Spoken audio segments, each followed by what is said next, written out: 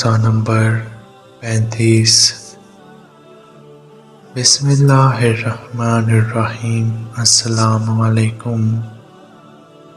حضرت سیدنا عمر فاروق رضی اللہ عنہ کا وظیفہ تجویز فرمانا۔ حضرت سیدنا عمر فاروق رضی اللہ عنہ خلیفہ مقرر ہونے سے پہلے تجارت کیا کرتے تھے، جس کے ذریعے وہ اپنے اہل و عیال کے گزر بسر کا انتظام کرتے تھے۔ جب آپ رضی اللہ عنہ کے کندھوں پر خلافت کا بوجھ آیا تو تجارت کو مزید جاری رکھنا ممکن نہ تھا، چنانچہ لوگوں نے آپ رضی اللہ عنہ کو حضرت سیدنا ابو بکر صدیق رضی اللہ عنہ کی طرف بیت المال سے وظیفہ لینے کی تجویز پیش کی۔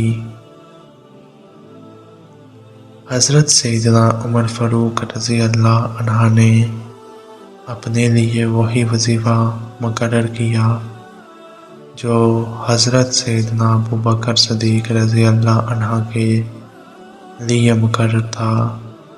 کچھ عرصہ گزرنے کے بعد یہ وظیفہ آپ رضی اللہ عنہ کے لیے ناگزیر ہو گیا اور گزر بسر میں مشکلات کا سامنا کرنا پڑا۔ حضرت سیدنا علی المرتضیٰ رضی اللہ عنہ نے آپ رضی اللہ عنہ کے وظیفہ میں اضافہ کی درخواست دیگر اکابر صحابہ کرام رضی اللہ عنہ کے سامنے کی۔